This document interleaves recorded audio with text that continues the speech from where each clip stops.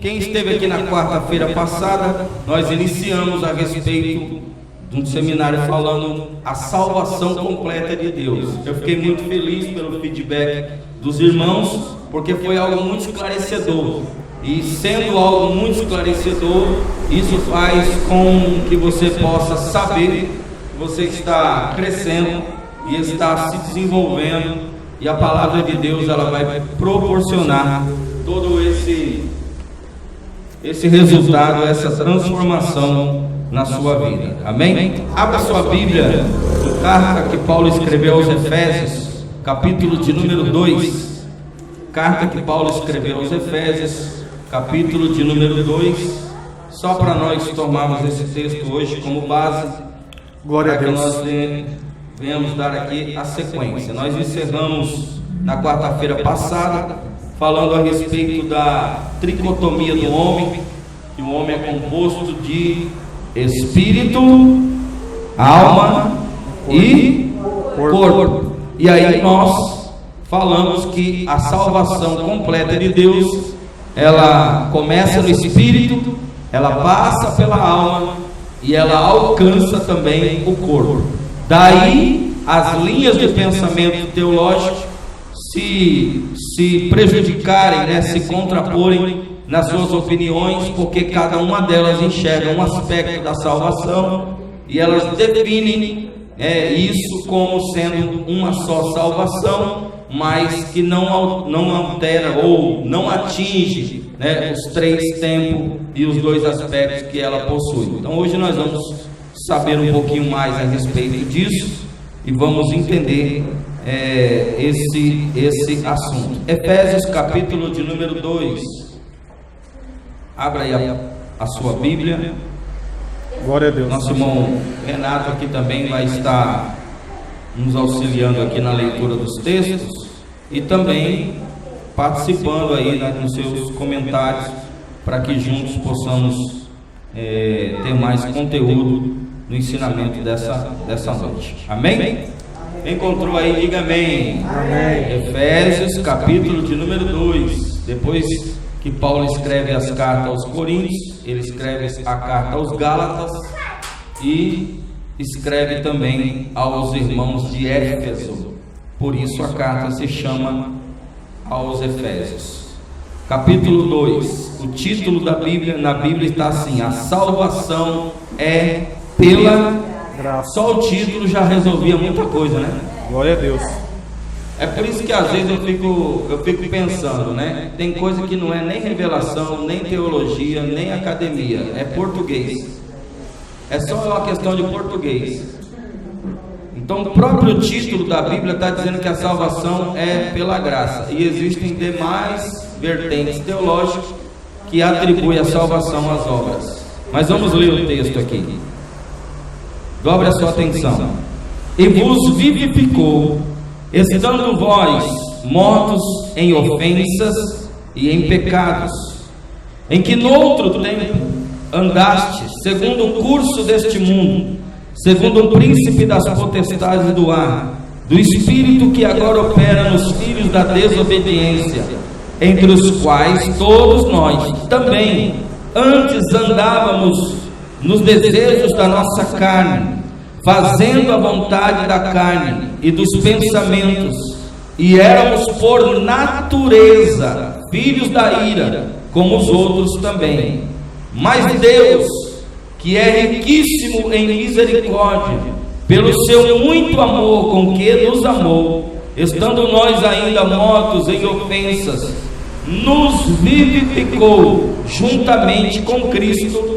Pela graça sois salvos, e nos ressuscitou juntamente com Ele, e nos fez assentar nos lugares celestiais em Cristo Jesus, para mostrar nos séculos vindouros as abundantes riquezas da sua graça, pela sua benignidade para conosco em Cristo Jesus.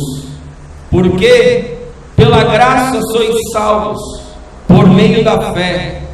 E isso não vem de vós, é dom de Deus, não vem das obras, para que ninguém se glorie. porque somos feitura sua, criados em Cristo Jesus, para as boas obras, as quais Deus preparou para que andássemos nela. Amém? Olha que versículos, né? Que textos poderosos aqui, tem tanta coisa poderosa que a gente poderia falar, mas Paulo aqui faz questão de falar aos Éfesos, que era um povo grego, um pouco mais culto, um pouco mais entendido, um pouco mais sabido, não era um povo que se poderia dar qualquer explicação, precisava de um pouco mais de detalhes, ou de riqueza de detalhes e de conteúdo para que eles pudessem compreender. Daí Paulo discorrer dessa forma aqui, explicando e exemplificando, quase que desenhando a respeito da salvação em Cristo Jesus. Então, na lição passada nós encerramos na parte que fala aqui a respeito, nós falamos no finalzinho aqui da tricotomia do homem, para compreendermos todo esse processo de salvação. Pastor, por que é importante eu entender isso? Porque quando você entende algo, você se comporta baseado no entendimento que você adquiriu. Eu já falei isso e volto a dizer, todo comportamento é baseado numa crença. Não tem como você mudar o comportamento se você não mudar o entendimento. Então tudo que a pessoa faz, age, se comporta, está baseado naquilo que ela crê, naquilo que ela pensa, naquilo que ela tem como pensamento. E isso vai gerar um comportamento. Sabendo de forma certa, entendendo de forma correta, logo o seu comportamento e o seu posicionamento, ele vai estar correto. Por exemplo, esses dias passados eu postei na rede social dizendo: se você está esperando o toque da trombeta para Cristo voltar, então você tem que ter disposição para encarar a grande tribulação. E aí muita gente ficou sem entender o que é que nós estávamos dizendo. Por quê? O entendimento da igreja, quando eu falo da igreja, eu estou falando dos nossos irmãos, evangélicos, é que nós estamos esperando o arrebatamento da igreja. E Paulo diz que vai ter um soar da trombeta, então nós estamos esperando soar da trombeta para Jesus voltar. Só que esse soar da trombeta é quase no final da grande tribulação, onde literalmente a segunda fase da vinda de Jesus vai acontecer, porque é uma vinda só, mas são duas fases. Na primeira é em oculto, para levar somente as primícias, os vencedores. Então não vai aparecer, nós é que vamos encontrar com ele. Na segunda fase, que é no soar da trombeta, na sétima trombeta, quase no final já da grande tribulação, é onde ele vai vir nas nuvens, todo olho verá. Já viu essa expressão lá na Bíblia? Toda língua vai confessar, todo joelho vai se dobrar, e assim sucessivamente. Mas porque a igreja não tem o entendimento correto, ela se comporta de forma incorreta, esperando soar da trombeta para Jesus voltar. E ficar esperando soar da trombeta para Jesus voltar é ter disposição então para encarar a grande tribulação, porque nem todos vão subir no rápido, mas sim vão estar realmente encontrando com Cristo somente na segunda fase do arrebatamento. Nós vamos ter aulas de escatologia aqui e vai ser também algo muito revelador, muito transformador. A questão da salvação também é importante, mesmo você já sendo crente, sendo batizado, tomando Santa Ceia e estando na igreja, mas talvez não compreendendo de fato como é a salvação, te dá muitas das vezes, ou te tira muitas das vezes, a liberdade de viver uma vida que glorifica a Deus, uma vida que honra a Deus. Muitas das vezes não te permite você viver todo o propósito de Deus para a sua vida, porque você vive mais preocupado em fazer por onde agradar a Deus para não perder a salvação, do que ter a segurança de que você é salvo e desfrutar dessa liberdade em Deus para cumprir um propósito. Entendeu? É aquilo que eu falo, tem muitas pessoas que saíram do Egito, mas a mente continua escrava. A luta de Moisés, eu falei isso hoje para o irmão, a luta de Moisés não foi só tirar Israel do Egito.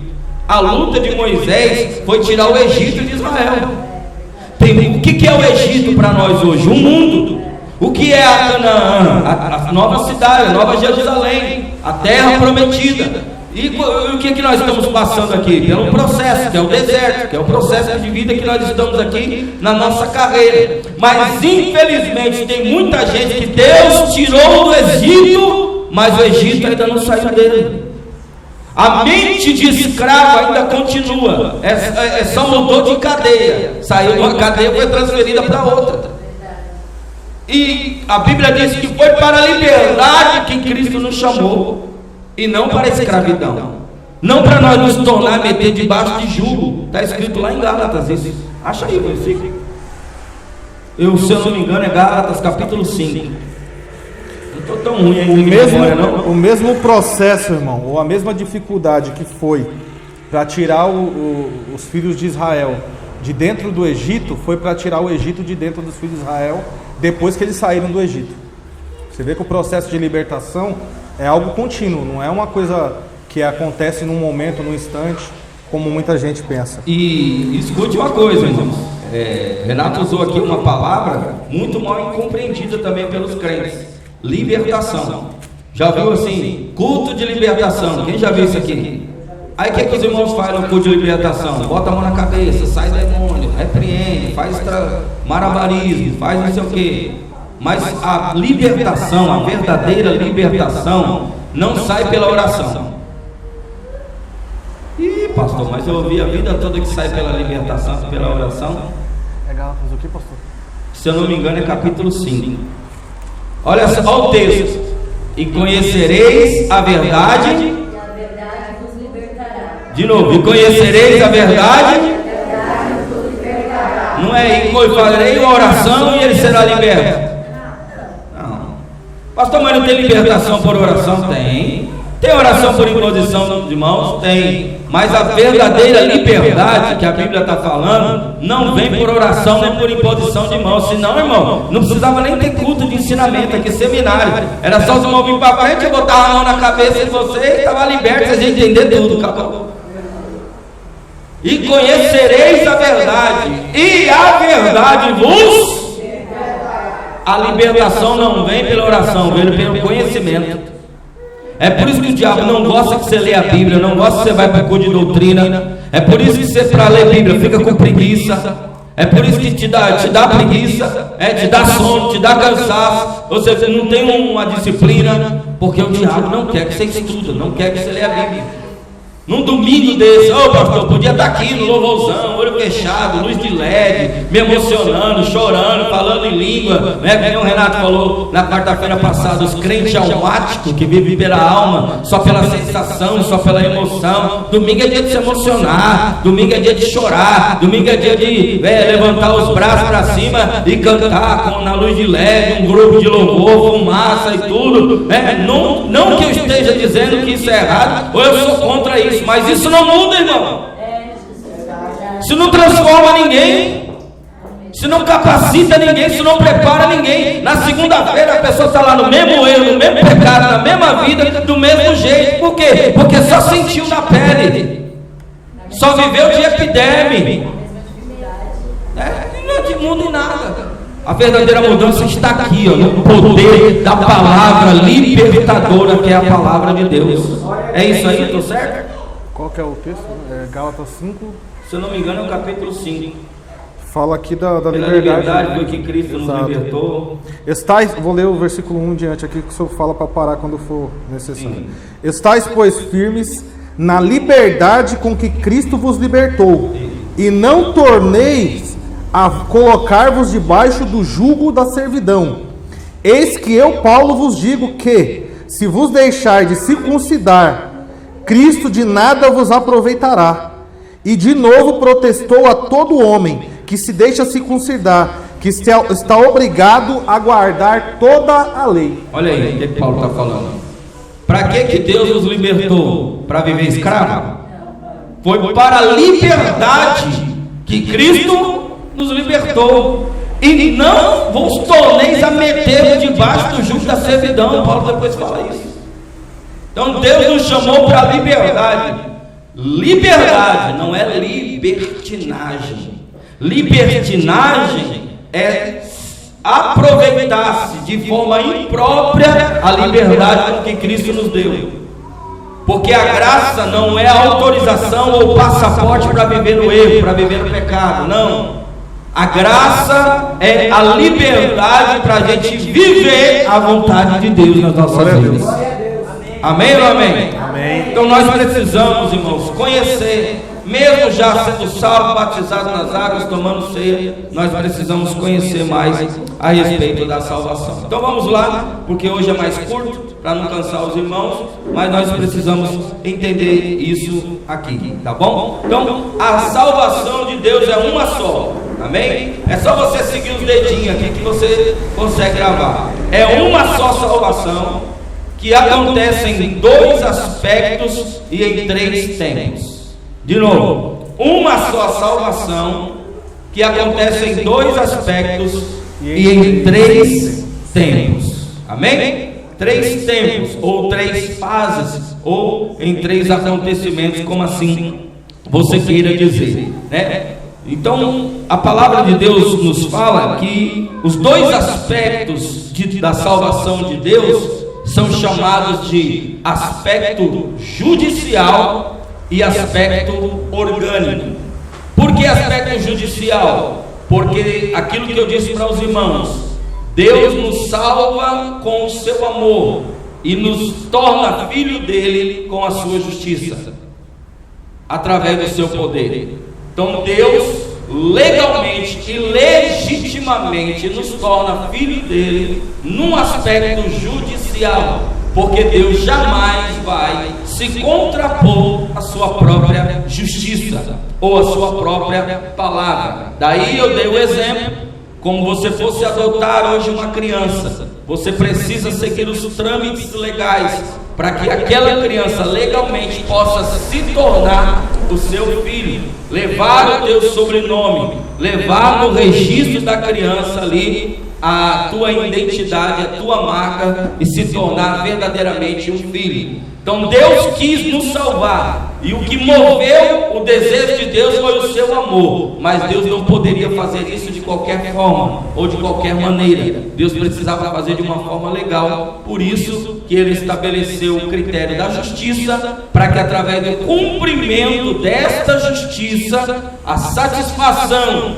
de ser cumprida toda essa justiça, nós pudéssemos nos tornar verdadeiramente filho de Deus. E como é que Deus fez isso? Enviou Jesus, o seu próprio filho, que cumpriu toda a lei, se fez justiça por nós, e aí ele satisfez toda a exigência de Deus. E uma vez que ele satisfez toda a exigência de Deus, logo de forma legal, Deus pôde não só nos salvar, mas nos tornar seus filhos. Leia aí, Renato, Evangelho de João, capítulo 1, versículo de número 12. Evangelho de João, capítulo 1, versículo de número 12.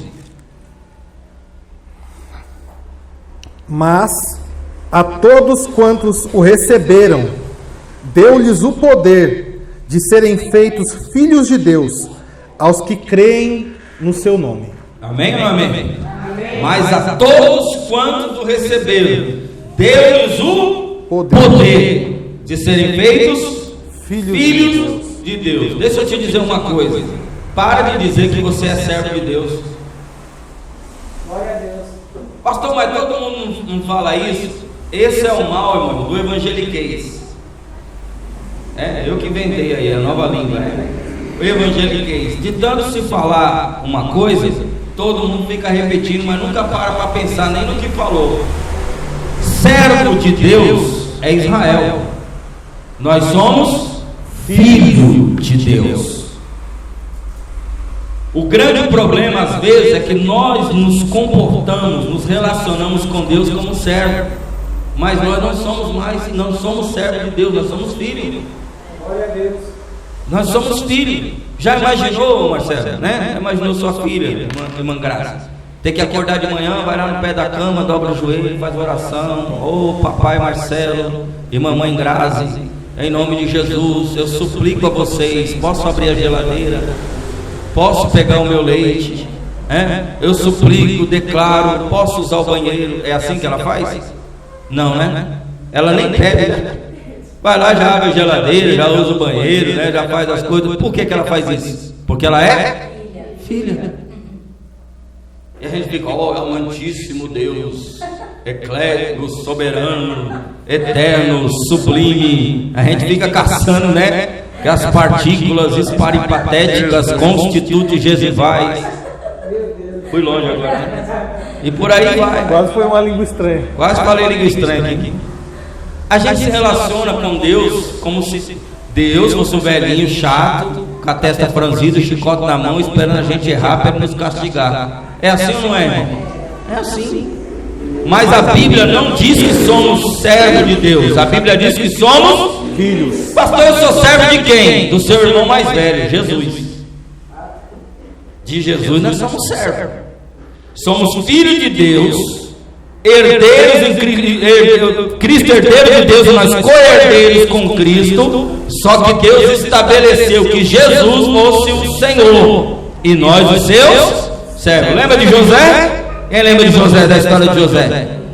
Deus estabeleceu José como governador e pôs os seus irmãos para servir ele, para se prostrar diante dele. Ou seja, nosso irmão maior é Cristo. Mas para com o Pai, nós temos que nos relacionar como filho. Porque Deus fez, né? Se é que eu posso dizer aqui, né? Esse esforço todo para nos salvar e de forma legal nos tornar filho dele para a gente se relacionar como servo. Saia daqui nessa noite entendendo. Se você só entender isso, já ajuda muito. Você é filho. Pastor, mas comedor de arroz e feijão, dizer que é filho de Deus, não importa, irmão. Foi Deus que fez, através do poder dele. Qualquer coisa é só ir brigar com ele. Pronto, acabou. Você precisa entender: eu sou filho de Deus. Amém, irmão? Era pra você dar de glória, mas tudo bem. Glória a Deus. Você é filho de Deus, irmão. Deus fez esse esforço, esse plano, esse projeto todo para que eu e você nos tornássemos os seus filhos de forma legal. E o aspecto orgânico, né? É o aspecto construtivo, diário, contínuo nas nossas vidas, onde gradativamente nós, como filhos, vamos nos tornando de forma experimental ou experiencial, como comportar-se diante daquilo que o Pai está estabelecendo para com as nossas vidas. E aí eu volto na questão de você adotar uma criança. Quando você adota uma criança, a lei determina um tempo chamado tempo de adaptação. O que é esse tempo de adaptação? A criança vai conviver e durante um período ela vai estar se adaptando. Depois vai alguém do conselho tutelar para ver como está o andamento e o processo de adaptação. Se não houver um processo de adaptação, aquela criança é recolhida novamente. E aí os pais ficam como que levando e trazendo, passando o final de semana, passando uma temporada, até que aquela criança, de forma experimental, porque judicialmente já é filha, mas de forma experimental entenda como se comportar, como viver, como relacionar, como se identificar aqueles novos pais da qual ela está adquirindo sobre a sua vida. Assim também somos nós. Quando a gente se torna filho de Deus, a gente não conhece totalmente o nosso Pai, mas de forma experimental nós começamos a experimentar e ter experiências com Deus e entender e compreender a boa, a perfeita e a agradável vontade de Deus. Amém, queridos? É um processo, crescimento, desenvolvimento e de adaptação, que é aquele que eu falei para vocês. A salvação depende única e exclusivamente de Deus. Deus salva e Deus nos mantém salvo. Ele é autor e consumador da fé. Ele é o alfa, ele é o ômega, aquele que em vós começou a boa obra, aperfeiçoará até o dia de Cristo, porque se a salvação dependesse de nós, com certeza nós a perderíamos. Porém, nesse processo de salvação, Deus quis que nós participássemos dessa salvação, que é a transformação da nossa mente, que é o que nós também vamos falar. Então é certo dizer que nós temos uma só salvação, que acontece em dois tempos, e que acontece em dois aspectos, e ocorre em três tempos: passado, presente e futuro, espírito, alma e corpo. Nesse ponto que o pastor falou aí, vou tentar ajudar aqui o que o pastor já disse, que já para mim já ficou claro, mas só para você ter um pouquinho mais de clareza, que ele disse do aspecto judicial, não é isso? O que é o aspecto judicial? É quando o juiz emite a ordem. Qual que é a questão? Aqui ele falou do exemplo de você adotar uma criança. Se você está no processo de um juiz com o juizado de adotar uma criança, e na sexta-feira o juiz emite o documento que você conseguiu a adoção, naquele momento você já é o pai ou mãe daquela criança. Mas quando é que isso vai se tornar uma experiência? Quando na segunda-feira você puder buscar lá, porque judicialmente já foi resolvido, mas o aspecto da experiência só vai acontecer quando o documento chegar lá e você for lá buscar essa criança. Aí começa a experiência da paternidade ou da maternidade ali. Que essa experiência ela vai durar até o milênio. Exatamente. Até o milênio. Para você ter ideia, os filhos, presta bem atenção que isso é muito importante você saber dessa informação. Os filhos que amadurecerem primeiro, esses é que já serão recolhidos para Deus. É por isso que Deus não faz acepção para a salvação. Amém? Deus não faz acepção para a salvação, mas para o reino faz. Nós vamos ver isso daí quando a gente falar a diferença de salvação e reino. Por que para o reino faz? Porque a Bíblia diz que quando o herdeiro é menino, ele nada difere do seu senhor. Por quê? Porque ele ainda tem que estar debaixo de tutores. Você vai pegar o seu carro, Marcelo, pegar o Marcelo aqui, tem uma filhinha, pegar você para Cristo hoje, viu? E vai dar o carro para ela dirigir? Por quê? Porque ela não tem condições ainda, né? Ela é imatura, é inexperiente, ela não tem idade. Ou seja, são muitos adjetivos na qual impede de poder estar assumindo um compromisso, assumindo uma responsabilidade que é um volante de um carro. Assim, tem muita gente que no aspecto judicial foi salvo, mas no aspecto orgânico ainda não amadureceu. Vai passar 10, 15, 20, 30, 40 gente, tem 50 anos dentro da igreja, ainda é o mesmo fofoqueiro, ainda é o mesmo contendeiro, ainda é o mesmo problemático, ainda é o mesmo carnal, ainda está com o mesmo pecado, está com a mesma situação, passa a vida toda na igreja e não muda. E como é que Deus vai conseguir mudar essa pessoa? Através da tribulação, através do castigo, através da luta, através da provação. Aí você não entende porque que crente passa a prova. Aí te diz, é o diabo, não é Deus está te provando para você amadurecer. Porque são as provas, as lutas, as adversidades que nos amadurecem. Aí os crentes vão ter que passar pela grande tribulação para sentir na pele. Aí eu duvido se não converte, irmão. Com o anticristo, falso profeta. Vai ficar estranho, hein? Com as taças, com as trombetas, com toda a manifestação que Deus vai fazer aqui durante um período de 7 anos. E com o milênio, nas disciplinas do milênio. Que mesmo assim vamos passar pelo tribunal de Cristo, e tudo que a gente fez por meio do corpo que não correspondeu à altura da salvação de Deus, vamos ser disciplinados. Aí eu vou deixar isso mais para frente, senão você não vai dormir hoje. Se eu falar para você que crente vai passar por castigo, fogo, enxofre, prisão, açoite. Meu Deus. Porque na lei era assim, né? Olho por olho, dente por dente. Fazia alguma coisa, a punição já vinha automaticamente. Cumprir um princípio, a bênção já vinha automaticamente. Sim ou não? Sim. Hoje é assim, você faz o que você quer, mas um dia o boleto chega. Não vai dar para pagar o mínimo não, hein? É que nem cartão, né, Roso? Tem cartão, Roso? Passa o cartão lá. Passa no crédito, passa no crédito, vai passando. Quando chega a fatura, você, meu Deus, onde eu gastei tudo isso? Lá no tribunal, sabe o tamanho da nossa fatura. Hoje não tem essa não, tá na graça. Aí fica aí, tô na graça, achando que a graça é menos responsabilidade do que a lei. Não é. Não é. É por isso que eu falo, Deus nos salvou de forma judicial e está nos salvando de forma experimental. Quanto mais você corresponder a essa salvação de Deus, melhor para você, meu filho. Melhor para você. Porque você vai começar a viver essas experiências. Então os filhos que amadurecerem primeiro, esses filhos já serão recolhidos. Os que não amadurecerem, vão precisar passar pelo processo de amadurecimento ou maturação, como diz o nortista.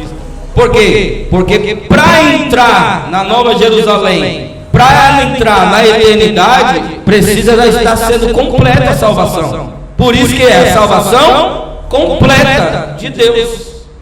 Já cantou aquele no céu não entra pecado. Não está cantando hino assim? Querendo dizer o quê? Querendo dizer que Deus vai tratar com tudo, irmão. Deus vai fazer limpeza, Deus vai fazer purificação, Deus vai fazer uma remoção completa. Então por isso que a salvação ela é completa. Então Deus age no processo judicial, mas Deus também age no processo experimental, no processo orgânico.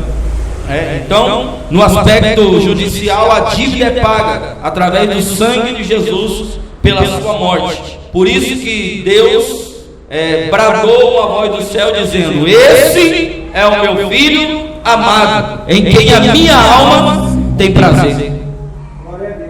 Porque tem filho, você pode ser filho de Deus. A diferença é se você dá prazer a Deus ou se você não dá prazer a Deus.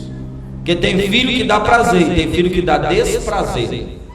Então Deus espera que nós sejamos filhos como Jesus, que venhamos dar a Deus o prazer. Já no aspecto orgânico, todo o nosso ser será transformado pela palavra de Deus e pela ação do Espírito Santo em nós. Então os três tempos da salvação, os dois aspectos esses, os três tempos da salvação, é que a salvação acontece primeiro no Espírito, através do novo nascimento. Depois acontece na alma, através da transformação e renovação da nossa mente. E por fim no corpo, através da ressurreição, através do despojamento do corpo do pecado, onde nós vamos ser revestidos de imortalidade, o que é corruptível vai se revestir de corruptibilidade, o que é mortal vai se revestir de mortalidade, e nós teremos um corpo igual ao corpo de Jesus, que é um corpo de glória, é um corpo glorificado. Então, da mesma forma nós vamos ver aqui que o pecado agiu na vida do homem, a salvação vem colocando em ordem, regenerando e restaurando o homem. Então o homem pecou no espírito, na alma e no corpo. Então Deus precisa salvar o homem no espírito, precisa salvar o homem na alma e precisa salvar o homem no corpo. Então o primeiro acontece na onde? No espírito. O que nós lemos aí em Efésios. E nos vivificou, estando mortos em pecados e em delitos. Ou seja, o nosso espírito estava morto. E Deus veio para nos trazer vida. E no momento que o nosso espírito ressuscita, no momento que nós confessamos a Jesus como Senhor e Salvador, Deus nos dá fé para crer nisso. Naquele momento o nosso espírito reaviva. E aí, nesse momento, acontece um novo nascimento no espírito. E aí a palavra do Senhor nos diz, leia aí 1 Coríntios, capítulo de número 6, verso de número 17. Que isso aconteceu no passado. Você já está na presença de Deus. Isso aqui é muito forte, irmãos. Mas o que se ajunta com o Senhor é um mesmo Espírito. Tem uma tradução que diz assim, mas o que se ajunta com o Senhor é um mesmo Espírito com Ele. Essa fica mais clara ainda. Mas o que se ajunta com o Senhor é o mesmo Espírito com Ele. E um detalhe, uma vez que o seu Espírito se une com o Espírito de Deus, nunca mais isso é desfeito. É por isso que você precisa entender, a salvação, ela é eterna. Por que ela é eterna? Ela não tem prazo de validade. Uma vez que Deus resolveu nos salvar, Ele vai até o fim. Deus poderia não nos salvar, não falei isso na quarta-feira? Deus poderia mandar todo mundo para o inferno, sim ou não? Ele pode, irmão, fazer tudo. Mas uma vez que Ele quis nos salvar, Ele vai até o fim, não pode parar no meio. Ele não pode interromper, porque não depende mais de nós, depende única e exclusivamente dEle. O que nós correspondemos é para que possamos já viver uma vida eterna a partir de agora, porque a gente joga a vida eterna lá para frente, mas a tua vida eterna começou no dia que você nasceu no Espírito de novo. Glória a Deus. Eu vou dizer de novo, a sua vida eterna começou no dia que você nasceu de novo. Glória a Deus. Aleluia. É nesse momento, não joga lá para depois do milênio, a eternidade, a vida eterna. A vida eterna já começou, irmão, e Deus quer que você viva a altura desta vida agora. Deus já quer que você corresponda à altura daquilo que Ele fez para a sua vida agora, nesse momento, no novo nascimento. Depois veio a alma, processo de salvação que alcança a alma. Romanos capítulo 12, verso 2. Como é que acontece? Transformação da nossa mente. É para ler, pastor? Romanos 12, verso 2. E não sede conformados com este mundo, mas sede transformados pela renovação do vosso entendimento, para que experimenteis qual seja a boa, agradável e perfeita vontade de Deus. É o processo de salvação que acontece na alma do homem. Transformação do vosso entendimento. Para quê? Para descobrir qual é a boa, qual é a perfeita e qual é a agradável vontade de Deus. Você nunca vai saber a vontade de Deus para a tua vida se você não passar por esse processo. Para entender a boa, entendeu a boa? Agora vem a agradável. Entendeu a agradável? Agora vem a perfeita. São 3 níveis, irmãos. São 3 níveis de vontade de Deus para a nossa vida. Qual nível você está?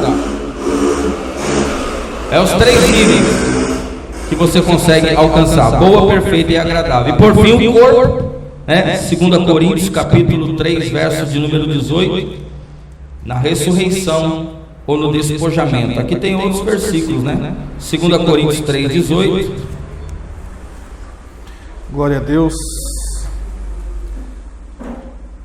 Mas todos nós, com o rosto descoberto, refletindo como um espelho a glória do Senhor, somos transformados de glória em glória, na mesma imagem, como pelo Espírito do Senhor. Porque a salvação do Espírito acontece num momento só. Amém? Para você entender, a salvação do Espírito acontece num momento só. A partir do momento que você confessa Jesus como seu Senhor e crê no seu coração, a Bíblia diz que você é salvo. E aí, seu espírito acontece num momento só. No processo da alma, é algo gradativo. É um processo gradativo. Vamos sendo transformados de glória em glória, cada dia mais, até chegar à medida de estatura de varão perfeito. Quem é o varão perfeito? Cristo. Olha o que Tiago diz no capítulo 1 e o verso de número 21. Pelo que rejeitemos toda imundícia e acúmulo de malícia, e recebei com mansidão a palavra em voz enxertada, o qual é poderoso para salvar a vossa alma. Como é que a nossa alma é salva? Através da palavra de Deus. É por isso que eu volto a dizer, o diabo não quer que você entenda a palavra de Deus.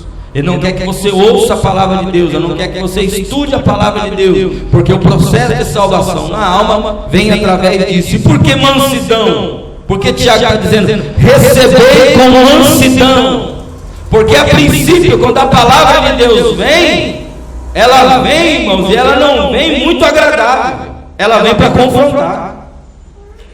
Porque ela vai confrontar com o comportamento seu. Você já percebeu que as pessoas costumam dizer exatamente o que eu vou dizer aqui? Elas costumam dizer assim que, eu não leio a Bíblia porque é muito difícil e eu não entendo. A pergunta que você tem que fazer é, como é que vai entender se não ler? Ou seja, ela nem começou a fazer o processo, já disse que não consegue para não fazer. Ou seja, nem começou e já está derrotado. Como é que você vai entender a Bíblia? Lendo, enfrentando a dificuldade, enfrentando a luta. Quando o Espírito Santo perceber que você quer mesmo, acredite, ele vai te dar. E aí você vai começar a entender coisas que você nunca jamais pensou em entender. Eu vivi esse processo, irmão, eu vivo esse processo. Eu sei o que é isso, quando você olhar... Porque quem me vê hoje fala assim, mas o Renato conhece Bíblia, o irmão Renato sabe alguma coisinha de Bíblia. Mas não sabe qual foi a luta que eu tive para poder conseguir romper isso aqui, irmão. E até hoje é assim. Então, se você não lutar para isso, você nunca vai conseguir. Quando eu comecei a prática da leitura, que tem gente que pensa que acho que o Renato lê desde criança. Irmão, eu comecei a ler, se tiver 2 anos é muito. Nunca fui de ler, irmão. Nunca. Tinha uma luta terrível. Sabe o que acontecia? Eu acordava 9 horas da manhã, depois de ter dormido muito. Aí, tomava um café rapidinho e ia ler. Aí, quando eu ia ler, já me dava sono. Eu falei, mas eu acabei de acordar. É exatamente o que o pastor falou aqui. O diabo, na sua mente, quer te impedir de romper, porque ele sabe que quando você romper, cadeias vão cair. Entende? Então é isso aí. Deixa eu dizer para os irmãos, você já teve essa experiência assim? Quando você vai ler a Bíblia ou quando você vai orar, começa a vir um monte de pensamento contrário na sua cabeça? Até hoje eu enfrento isso. E você não consegue se concentrar, nem na oração, nem na leitura. Nesse momento, você tem que parar e você tem que repreender, irmão. Porque a gente pensa que oração é só falar com Deus. E se eu te disser que oração não é só falar com Deus? A gente pensa que oração é só, Senhor, me dá, eu quero. A gente pensa que é só isso. Tem hora que na oração você tem que verbalizar, você está em guerra, você precisa entender isso. Quando você está em oração, você está em processo de guerra. Lembra do filme lá, o Quarto de Guerra? Por que é chamado Quarto de Guerra? Porque oração é uma guerra. Você está declarando guerra. O que a mulher lá na determinada hora ensina a outra mulher a orar? O que ela fala assim?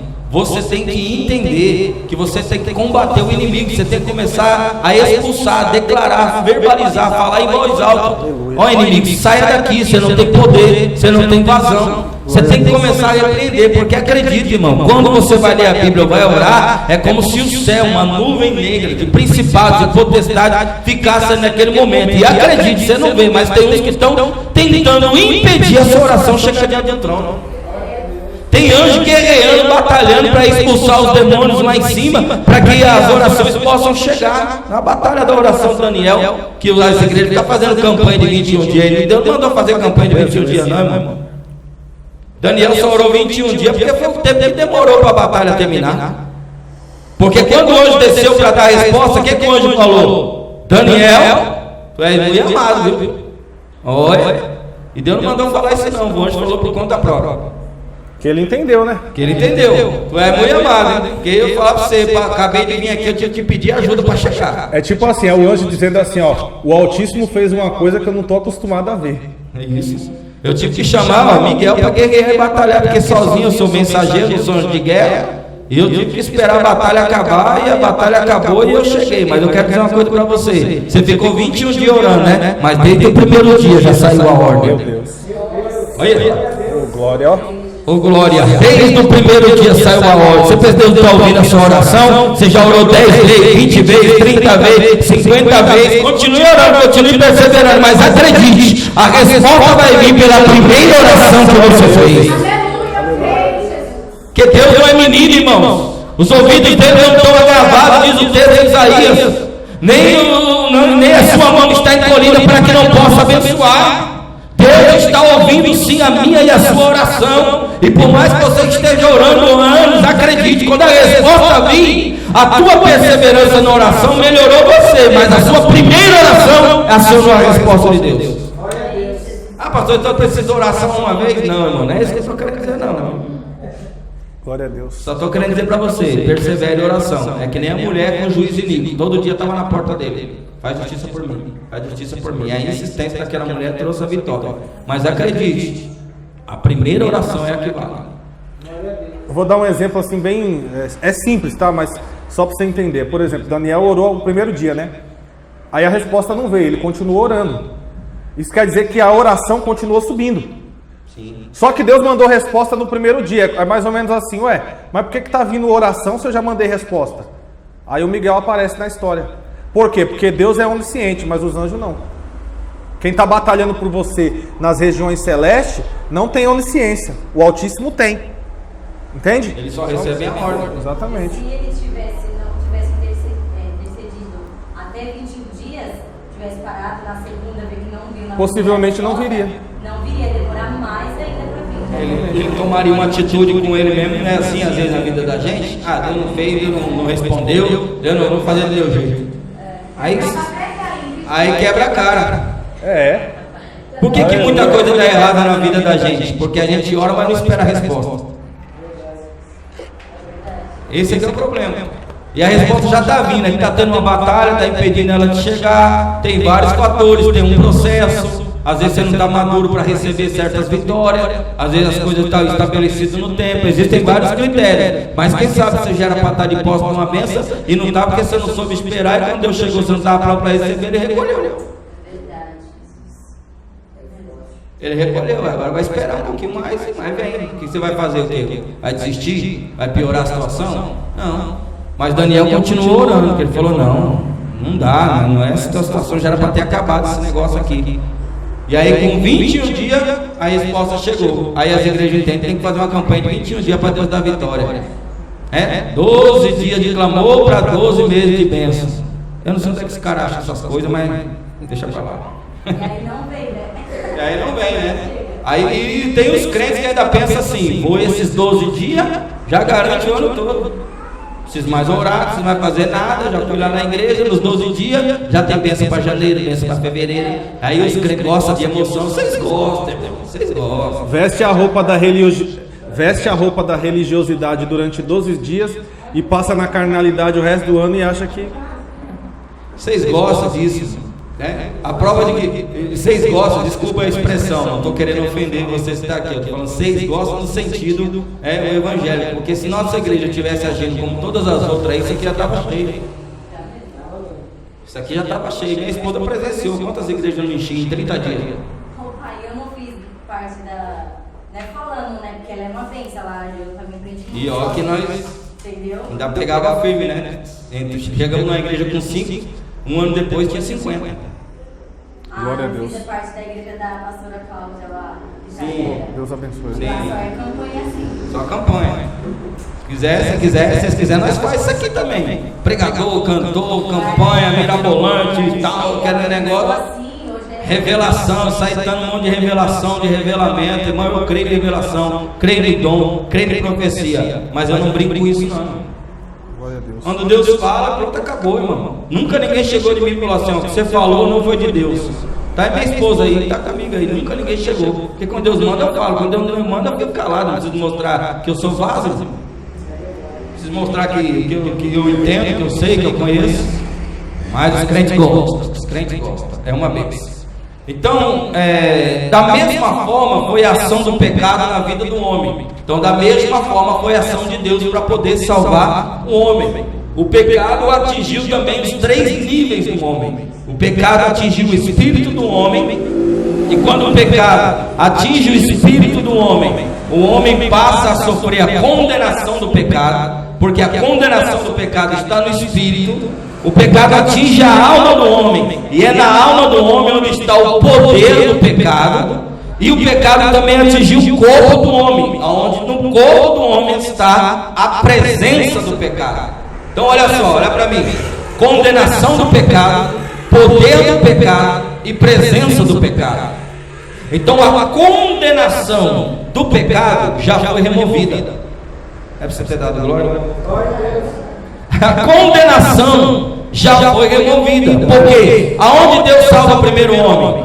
No espírito, que acontece num momento só. E é lá no espírito aonde o homem foi condenado, onde está a condenação do homem. Uma vez que retirou, Romanos capítulo 8, nenhuma condenação há para aqueles que estão em Cristo Jesus. Ou seja, você não está mais debaixo de condenação. Não tem condenação mais, irmão. Ah, mas eu estava na igreja e o pastor falou lá que se não fizer por onde, eu vou para o inferno, vou ser condenado, vou para o trono branco. Não tem condenação para quem está salvo mais, irmão. Nenhuma condenação há para os que estão em Cristo, você está dentro dele. O pai, quando olha para o filho, você está lá dentro do filho escondido nele. Ele recebeu a condenação, a justa condenação. Ele se fez maldito por nós. E por isso é que hoje nós nele podemos estar guardados, estar assegurados. Mas na alma está onde? O poder do pecado. Então diga comigo assim: Deus nos livrou da condenação do pecado, mas não do poder. Esse é que está o problema da salvação acontecer processualmente, gradativamente na alma, porque na alma é onde está o poder do pecado, a força do pecado combatendo contra nós. Lembra de Paulo? O bem que quero fazer, não faço. O mal que eu não quero fazer, quando eu vejo, eu já fiz. Sou um homem miserável. Irmãos, eu me confrontei tanto com esse versículo que o pastor falou agora, porque é muito contraditório quando você pensa de forma natural. Mas quando Deus te revela o espiritual, você vai ter essa percepção. Porque eu chorava pensando: meu Deus, eu quero fazer tanta coisa boa, mas tudo que eu faço é miséria, coisa ruim. Quando vou ver, já fiz. Aí eu comecei a entender a crise do apóstolo Paulo. E aí, irmão, eu só descansei na graça, porque de outro jeito não tem como descansar. É isso que eu vou falar agora para os irmãos. O conselho que eu ia dar, que o Renato deu a deixa aqui, já até me ajudou, é justamente nisso. Porque a gente se esforça para não fazer coisa errada, sim ou não, irmão? A gente quer agradar a Deus ou não quer? Parece que a gente pega até a respiração. Não vou pecar. Não, não vou olhar. Não vou fazer. Ai, meu Deus. Como é que eu faço isso aí? O bem que eu quero fazer, eu não faço. O mal que eu não quero é que nem o ditado diz, né? Para descer, todo santo ajuda. Agora para subir, tá difícil. Pastor, como é que eu faço? Descansa na graça, irmão. Vai para a palavra. Para de querer se esforçar por si só. Se esforce com a ajuda de Deus. Quando Paulo orou dizendo para Deus assim: remove esse espinho na minha carne, 3 vezes ele orou. E Deus disse para ele assim: a minha graça te basta. Sabe o que a gente pensa? A gente pensa que Deus disse assim: irmã Lu, se vira, Paulo.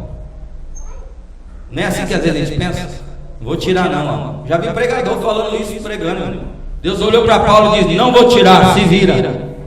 Não, meu Deus, que tremendo, hein? Quando Deus disse para Paulo: a minha graça te basta, em outras palavras está dizendo assim, na graça tem tudo que você precisa. A graça já é o pacote completo. A minha graça é o suficiente. Na minha graça, se você está fraco, ela te fortalece. Se você está triste, ela te alegra. Quando você está fraco, aí que o meu poder vai se aperfeiçoando. Depois que ele entendeu isso, o que ele falou assim? Não, agora eu entendi. Então agora eu vou me gloriar nas fraquezas, nas tentações, na tribulação. Por quê? Porque agora eu sei que quando eu estou fraco, aí eu sou forte.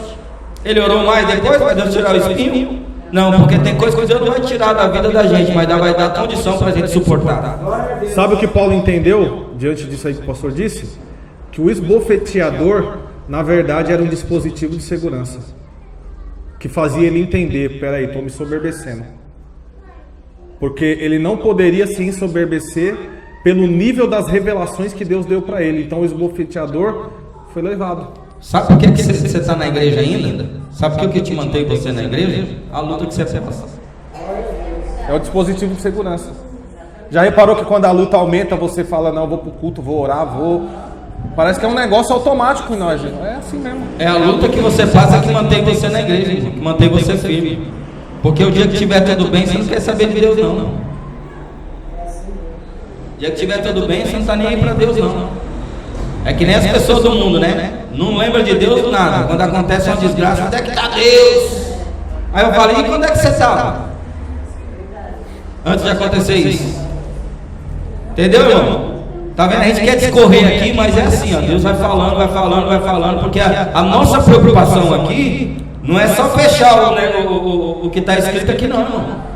Nossa preocupação aqui é pelo Espírito de Deus alcançar o seu coração, alcançar a sua alma, alcançar o seu espírito e fazer você viver aquilo que você ainda não viveu. Glória a Deus. É proporcionar transformação verdadeira e genuína, para que você possa ser um crente maduro, para que você possa ser um crente firme, um crente forte, um crente constante e abundante na obra do Senhor. Então por isso que às vezes Deus nos leva a esse entendimento. Poderia só falar de forma aqui acadêmica, mas não, né? Não tem como, o pastor tem que pastorear.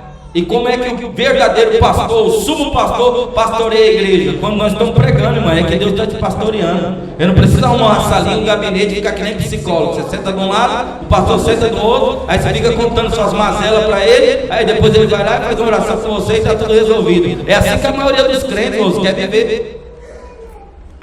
As pessoas não querem um pastor, as pessoas querem uma babá. As pessoas não querem ser discipuladas, as pessoas querem alguém que dê uma solução pronta para o seu problema, uma receita.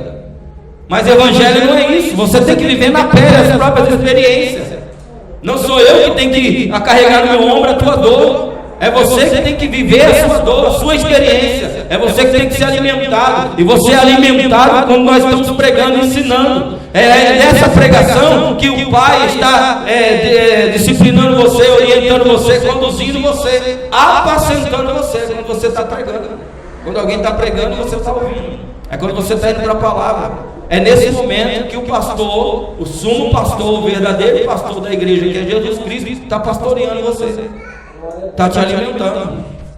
Então, da mesma forma que a ação do pecado foi no homem, no espírito, na alma e no corpo, assim também é a ação de Deus no processo de salvação. Então, só recapitulando para você guardar: no espírito está a condenação, na alma está o poder do pecado, e no corpo está a presença do pecado. Quando Deus salvou no espírito, removeu a condenação, você não é mais condenado. Quando você vence e vive uma vida de vencedor e corresponde à altura pela transformação, você vai enfraquecendo o poder do pecado. Você não vai deixar de pecar. Enquanto estiver nesse plano, nós somos pecadores. Só que você vai pecar menos, com menos intensidade. O pecado não vai ser algo contínuo na sua vida. O pecado não vai ser algo do seu cotidiano. Não vai ser o seu inquilino. Não vai ser o seu parceiro. Você não vai viver na prática do pecado.